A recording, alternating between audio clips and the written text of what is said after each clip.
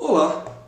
Sejam muito bem-vindos ao nosso novo canal de comunicação do curso do 2º ano de Aprendizes do Evangelho das 18 horas da Federação Espírita de São Paulo.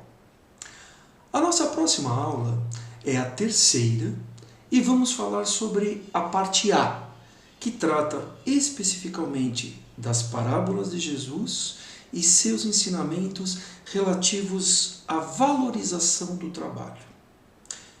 Como nós sabemos, a doutrina espírita é a 3ª revelação para a humanidade. Ela é o Consolador prometido por Jesus e ela veio para trazer os conhecimentos de Jesus para a atualidade, para ampliar esses conhecimentos e para torná-los claros, para que todos nós possamos aplicar esses conhecimentos dentro da nossa vida, no nosso dia a dia, hoje, aqui em 2020.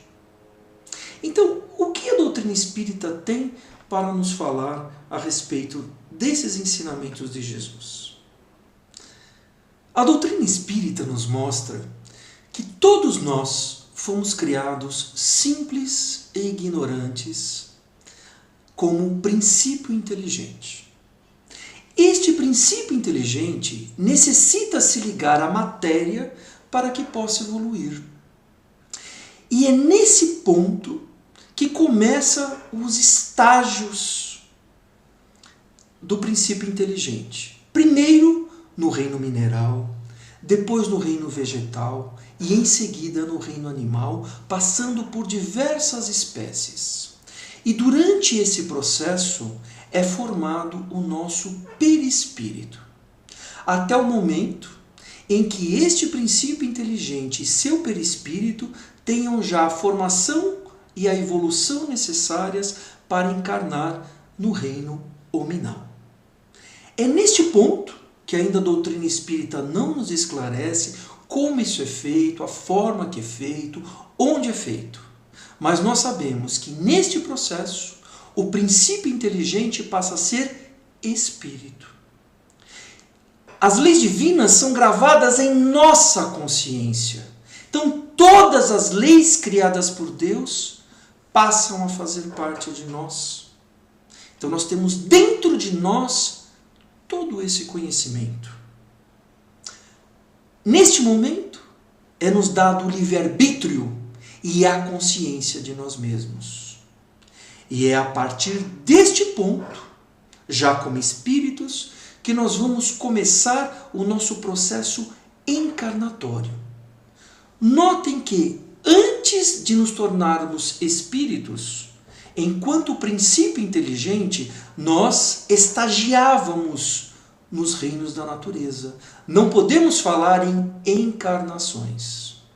As encarnações, o termo encarnações, passam a ocorrer do momento da nossa transformação em espíritos. É a partir deste momento, utilizando o nosso livre-arbítrio, que nós passamos a ser coautores, responsáveis pela nossa evolução. E é em cada encarnação, através do nosso esforço, através do nosso trabalho, que nós vamos nos desenvolver. Desenvolver a asa da sabedoria e a asa da moral. Para que um dia nós possamos ultrapassar o reino hominal e passar a sermos seres superiores. Vamos agora verificar o que o Livro dos Espíritos tem a nos dizer a respeito desse assunto. Na questão 132, Kardec pergunta para a espiritualidade: qual é a finalidade da encarnação dos espíritos? Onde a equipe Verdade responde: Deus o impõe com o fim de levá-los à perfeição. Ou seja, há necessidade da encarnação para que nós possamos evoluir e chegarmos a uma perfeição.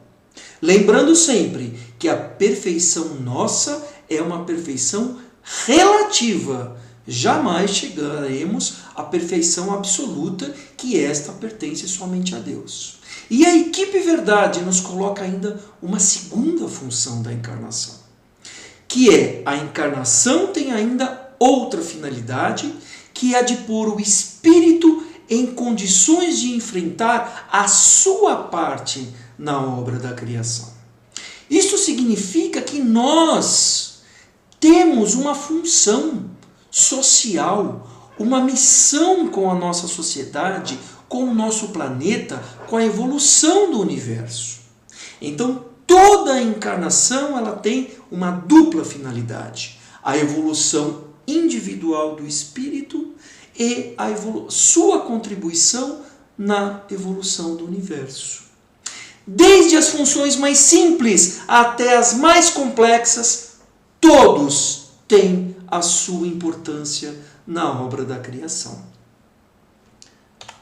Na pergunta 674, já referente à lei do trabalho, Kardec pergunta: a necessidade do trabalho é uma lei da natureza ou é uma lei de Deus? Onde os espíritos prontamente respondem: o trabalho é uma lei da natureza e por isto mesmo é uma necessidade. Na pergunta 676, por que o trabalho é imposto ao homem? E onde temos a resposta da equipe Verdade: é uma consequência da sua natureza corpórea. É um meio de aperfeiçoar a sua inteligência. Ou seja, é através do trabalho que nós iremos nos aperfeiçoar. Lembrando que existe o trabalho físico, existe o trabalho intelectual e existe o trabalho moral. Portanto, nós podemos atuar nesses 3 aspectos do trabalho para a nossa evolução. Então, todos nós precisamos utilizar o nosso livre-arbítrio para a escolha que nós vamos fazer durante o período encarnatório. E é exatamente sobre isso que Jesus fala na parábola dos talentos. Porque de acordo com a evolução de cada um, nós temos condições de pegar mais tarefas ou menos tarefas numa encarnação. Podemos pegar tarefas mais simples ou tarefas mais complexas. Porém, em todas as situações, precisamos utilizar o nosso livre-arbítrio e optar pelo trabalho, sempre. Nós sabemos, pelas obras de André Luiz, psicografadas pelo nosso querido Chico Xavier, que todo o processo reencarnatório ele tem um planejamento que é feito com a participação do próprio espírito, maior ou menor, de acordo com a sua evolução, e uma equipe superior que acompanha a sua evolução. Quando Jesus, na parábola dos talentos, diz que a cada um é dado os talentos de acordo com a sua capacidade, é exatamente a isto que ele está se referindo. Porque quanto mais evoluído o espírito, mais ele tem condições de pegar tarefas para si e de ampliar aquelas que ele já começou na execução em encarnações anteriores. Porém, a justiça divina, o amor divino, sempre nos dá grandes oportunidades de acordo com a nossa consciência. Então, na parábola dos talentos, nós temos que é dado a um servo 5 talentos, a outro 2 talentos e a um terceiro 1 talento. Todos de acordo com a sua possibilidade de execução. O tempo a que se refere a parábola dos talentos, ela diz respeito ao nosso período encarnatório. Quando nós retornarmos à espiritualidade, nós iremos verificar, através de nossa própria consciência, aquelas obras que nós verificamos, que nós executamos, que nós nos dedicamos através do nosso livre-arbítrio. Então, é muito importante nós, enquanto estudantes do Aprendizes do Evangelho, sabermos que não existe um tribunal que irá nos julgar. Quem nos julga é a nossa própria consciência. Onde Jesus, nessa parábola, ele coloca simbolicamente como o Senhor fazendo a cobrança para os seus servos. Aquele que tinha os 5 talentos, que já era um espírito mais evoluído, utilizou o seu livre-arbítrio e multiplicou os seus talentos. O que tinha 2, apesar de não ser tão evoluído, já também multiplicou, fez crescer os seus talentos, fez a sua função na sua evolução individual e na sua evolução coletiva, da família, da sociedade, do planeta como um todo. Porém, é no terceiro servo que devemos focar a nossa atenção. Ele alega que foi paralisado pelo medo. Então ele não aproveitou aquele talento que ele tinha. E o que são esses talentos? São as oportunidades de desenvolvimento que a espiritualidade maior e Deus nos concede. Pode ser uma profissão, pode ser um talento que nós tenhamos para executar alguma tarefa e assim por diante. Emmanuel tem um trecho muito interessante onde ele fala a respeito desse terceiro servo. Eu vou ler rapidamente somente o início para vocês. Nas parábolas dos talentos, o servo negligente atribui ao medo a causa do insucesso em que se infelicita. Receberá mais reduzidas possibilidades de ganho, contara apenas com um talento e temera lutar para valorizá-lo. Quanto aconteceu ao servidor invigilante da narrativa evangélica, há muitas pessoas que se acusam pobres de recursos para transitar no mundo como desejariam. E recolhem-se à ociosidade, alegando o medo da ação. Medo de trabalhar, medo de servir, medo de fazer amigos, medo de desapontar, medo de sofrer, medo da incompreensão, medo da alegria, medo da dor. Esse texto de Emmanuel está em Palavras de Vida Eterna, na página 28, no capítulo 33. Então é muito importante nós pararmos esse ponto para verificarmos dentro de nós o que nós estamos fazendo com os talentos, com as oportunidades de evolução que foi nos dada nessa encarnação. Muitas vezes podemos dizer: mas eu vim sem nada, eu não tenho profissão, eu só passo por perrengue, eu só passo por dificuldades, não tenho talento nenhum. Será? Será que aquele cônjuge com o qual nós temos tanta dificuldade de convivência, será que ele não é o nosso talento?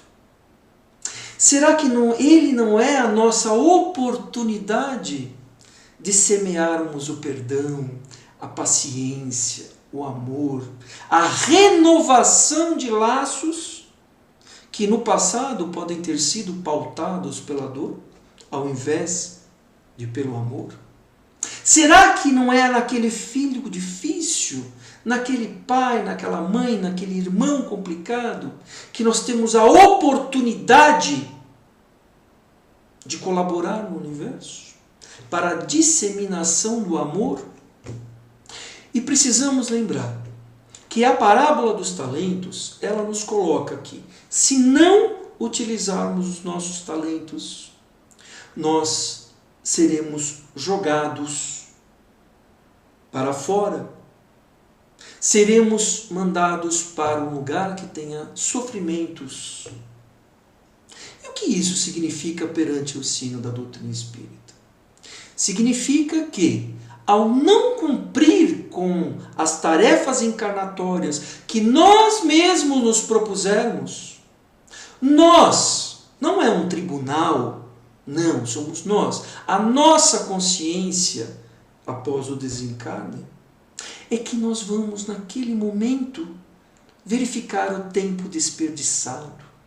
Nós vamos verificar a dor que possamos ter causado ao próximo, verificado as oportunidades maravilhosas de evolução que tivemos e não aproveitamos.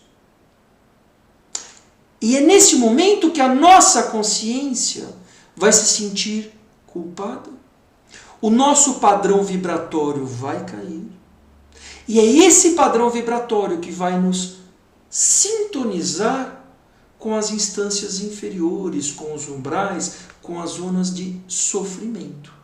Porque, como nos mostra bem o livro Céu e Inferno, o nosso inferno é causado por nós mesmos, pelo nosso padrão vibratório, pela nossa sintonia. O próximo assunto que vamos estudar na nossa aula será a parábola dos vinhateiros homicidas.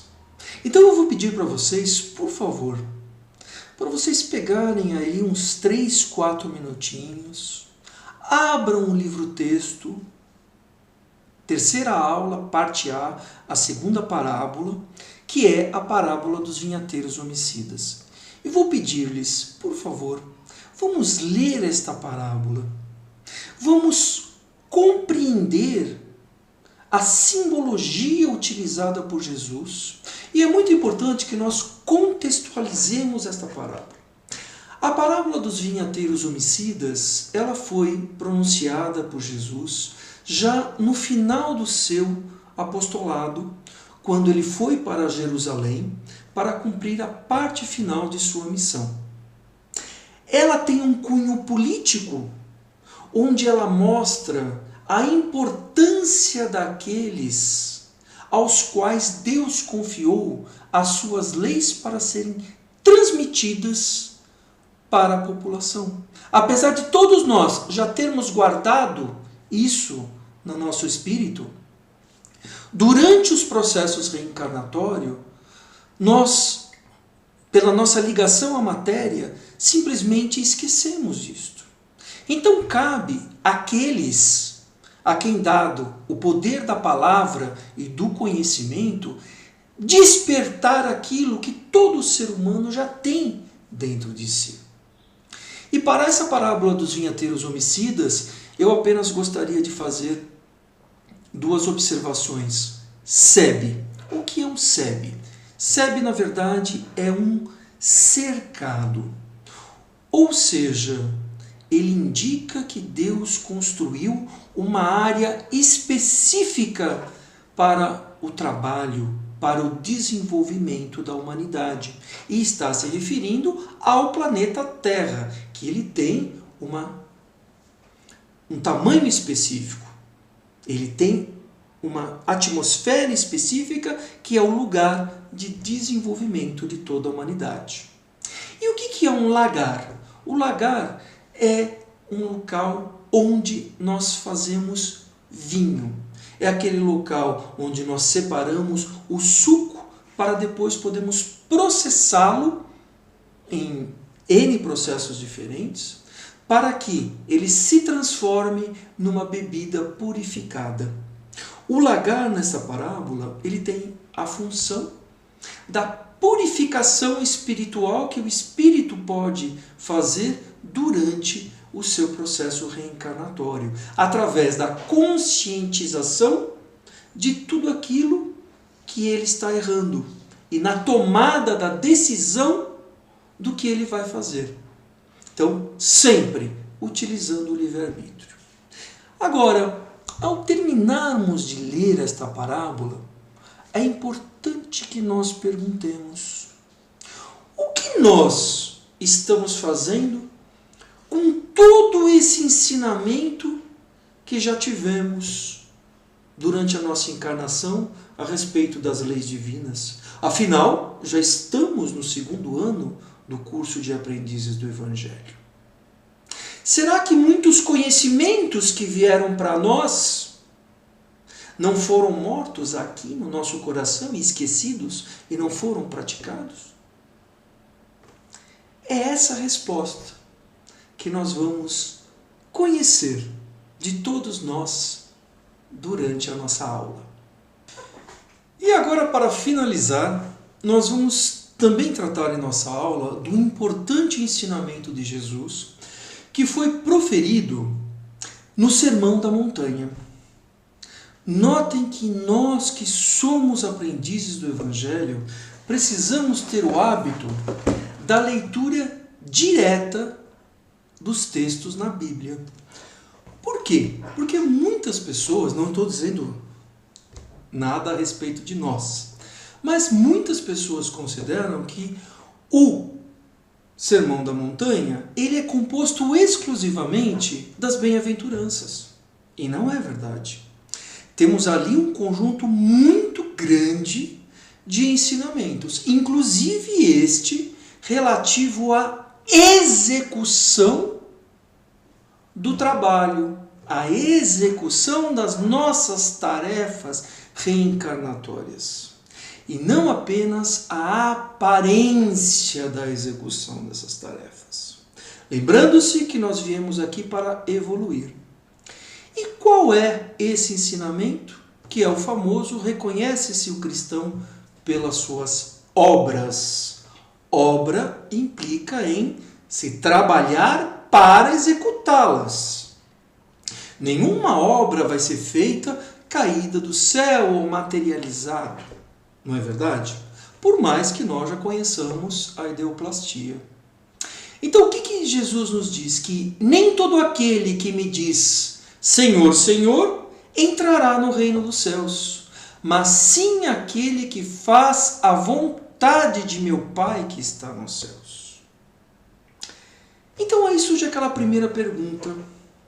Isso significa que não adianta rezar? Lógico que adianta.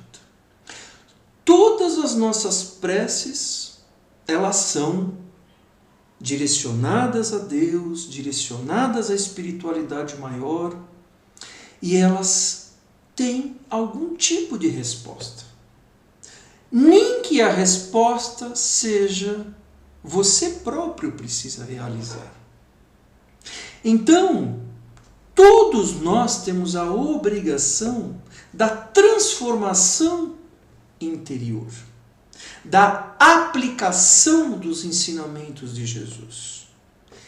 E este ensinamento de Jesus, ele nos leva a um raciocínio interno, a uma verdadeira meditação. Adianta somente frequentar o curso de aprendizes do Evangelho? Adianta fazer assistência espiritual, estudar os ensinamentos de Jesus, orar a Deus? Não que nada disso tenha importância, tudo tem muita importância, logicamente. Porém, o verdadeiro trabalho é assimilar os conhecimentos de Jesus e, através do nosso trabalho, aplicá-lo na nossa reforma, na nossa lapidação do nosso próprio espírito, para que possamos cada vez mais sermos mais luz, sermos mais felizes. Qual é o grande prêmio da nossa evolução? É a nossa própria felicidade, é a nossa paz, é aquela sensação maravilhosa do dever cumprido. E isso só vamos atingir do momento que nós aplicarmos internamente e externamente através da caridade, através do perdão e através de tudo que nos foi ensinado por Jesus na prática. E aí sim é que todos nós atingiremos o reino dos céus. Lembrando que o reino dos céus não é um lugar circunscrito. É a nossa felicidade enquanto espíritos. Mesmo que estejamos em missão em mundos inferiores, nos umbrais, como a espiritualidade trabalha, não importa. Do momento que o espírito já atingiu o seu aprimoramento moral relativo, já teremos uma condição de felicidade, de paz, de conexão com Deus, indescritíveis. Eu espero que esse vídeo de introdução à nossa aula crie sementes que nós possamos realmente desenvolver na próxima terça-feira. Muito obrigado pela atenção e muita paz a todos.